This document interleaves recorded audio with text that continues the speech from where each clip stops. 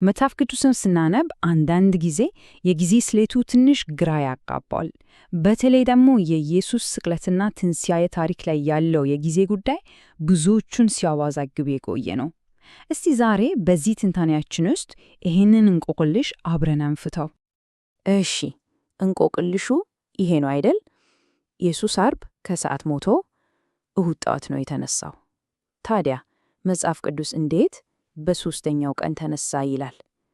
በሂሳብ ብናሰላው እኮ 2 ቀን እንኳን አይሞላም። እስቲ ነገሩን በጥልቀት እንመርምረው። በቃ ይሄ ነገር በግልጽ እንደተቃረኑ ነው የሚታየው። ብዙዎችንም ግራ ጋብቷል። የሚገርመው ግን መልሱ ያለው በቀን አቆጣጠር ዘዴ ውስጥ ነው።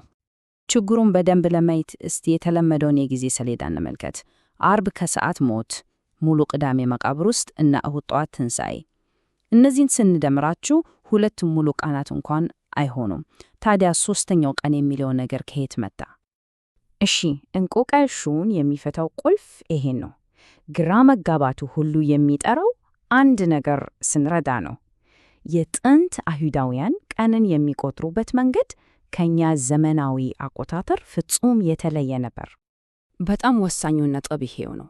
በጥንቱ የአይሁድ አቆጣጠር መሰረት አንድ ቀን የሚጀምረውና የሚያልቀው እኩለ ሌሊት ላይ አይደለም፣ ፀሐይ ስትጠልቅ ነው። ስለዚህ አንድ ሙሉ ቀን ማለት ከአንድ ምሽት አንስቶ እስከሚቀጥለው ምሽት ድረስ ያለው ጊዜ ነው። አያችሁ ልዩነቱን?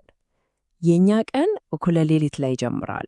የጥንቱ አይሁዳዊ አቆጣጠር ግን ቀኑን የሚጀምረው ፀሐይ ስትጠልቅ ነበር።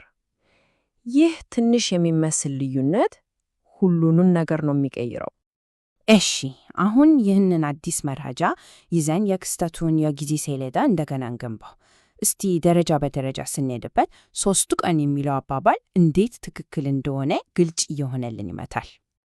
እናም የመጀመሪያው ቀን የሚጀምረው አርብ ዕለት ነው። ይህ ቀን ደግሞ በአይሁድ የቀን መቁጠሪያ መሰረት የወሩ 14ኛው ቀን ነበር። የፋሲካ በዓልና የመዘጋጃ ቀን በመባልም ይታወቃል። እንግዲህ ክስተቱን በዚህ አዲስ መነጽር እንየው። ኢየሱስ አርብ ከሰዓት በኋላ ሞቶ ፀሐይ ከመጥለቋ በፊት ተቀበረ። ፀሐይ ስትጠልቅ የአይሁድ 14ኛው ቀን ስላበቃ ያ የአርብ ቀን ክፍል ምንም እንኳን ጥቂት ሰዓታት ብቻ ቢሆንም እንደ ቀን 1 ይቆጠራል። የሚገርመው ይህ ነገር በቅዱሳት መጻሕፍትም ተመዘግቧል። የመዘጋጃ ቀን እንደነበርና ጊዜው እየመሸ እንደነበር ይጠቁሟል። ለዛም ነው ፈጥነው ከመሹ በፊት የቀበሩት። አርብ ፀሐይ ስትጠልቅ ቀን 1 እንዳበቃ ወዲያውኑ ቀን 2 ይጀምራል። ይህ ቀን በአይሁድ አቆጣጠር 15ኛው ቀን ሲሆን የሰንበት ቀን ነው። ስለዚህ ቀን 2 ማለት ከአርብ ምሽት አንስቶ እስከ ቅዳሜ ምሽት ያለው ሙሉ 24 ሰዓት ነው። በዚህ ጊዜ ሁሉ ኢየሱስ በመቃብር ውስጥ ነበር። ቅዳሜ ፀሐይ ስትጠልቅ 2ኛው ቀን ይጠናቀቃል። እሺ፣ ቅዳሜ ፀሐይ ስትጠልቅ ቀን 2 ያበቃል። ይህ ማለት ደግሞ ወዲያውኑ ቀን 3 ይጀምራል ማለት ነው። ያው የሳምንቱ የመጀመሪያው ቀን ወይም እሁድ ምንለው። ስለዚህ ከቅዳሜ ምሽት አንስቶ ያለው ሌሊትና የቀጣዩ ንጋት የቀን 3 አካል ናቸው። ኢየሱስ እሁድ ጠዋት ሲነሳ ድርጊቱ የተፈጸመው በዚሁ በሦስተኛው ቀን ውስጥ ነበር። ይህ ጥቅስም የትንሣኤውን ጊዜ በደንብ ያስቀምጥልናል። የሳምንቱ የመጀመሪያ ቀን ማለትም እሁድ ጠዋት እንደሆነ ይናገራል። ይህም በትክክል በጀመረነው 3ኛው ቀን ላይ ይወድቃል። በቃ እንቆቅልሹ ተፈቷል። ይህንን እንደገና የተገነባውን የጊዜ ሰሌዳ ስንመለከት 3 ቀን የሚለው አባባል እንዴት ፍጹም ትክክል እንደሆነ እንረዳለን። እንግዲህ ሙሉውን ምስል ስናየው ይህን ይመስላል። ቀን 1 የአርብ ክፍል ነው። ቀን 2 ሙሉ ቅዳሜን ይይዛል እና ቀን 3 የእሁድ ክፍል ነው።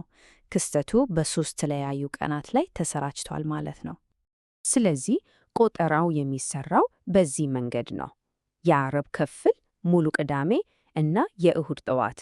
ክስተቱ 3 የተለያዩ ቀናትን ስለነካ በ3ኛው ቀን የሚለው አባባል ፍጹም ትክክል ነው። እሺ፣ ታዲያ ይህንን ሁሉ ማወቅ ለምን አስፈለገ? ይህ ዝርዝር ጉዳይ ለምን አስፈላጊ ነው? ዝም ብሎ የቀን መቁጠሪያ ስሌት ብቻ አይደለም። ከዚህ የምንማረው በጣም ትልቅ ነገር አለ። ከዚህ የምንወስደው የመጀመሪያው ቁልፍ ትምህርት ይሄ ነው። ማንኛውንም ታሪካዊ ጽሑፍ በትክክል ለመረዳት የዚያን ጊዜ ባህላዊ አውድ፣ በተለይ እንደ ጊዜ ያሉ መሰረታዊ ጽንሰ ሐሳቦችን መረዳት በጣም በጣም ወሳኝ ነው። ይሄም የሚያሳየን በመጽሐፍ ቅዱስ ውስጥ ያሉ የሚመስሉ ተቃርኖዎች ብዙ ጊዜ የመረጃ ስህተት ሳይሆኑ የአውድ መጥፋት ውጤት መሆናቸውን ነው። ቃላቱን በጊዜው ባህል መሰረት ስንረዳቸው እንቆቅልሹ በራሱ ጊዜ ይጠራል። በመጨረሻም ይህንን ሁሉ እንቆቅልሽ የፈታው ዋናው ሐሳብ ይሄ ነው። ይህ አንድ አረፍተ ነገር፣ ይህ አንድ ለባህል ግንዛቤ ለዘመናት የቆየን ጥያቄ ይመልሳል።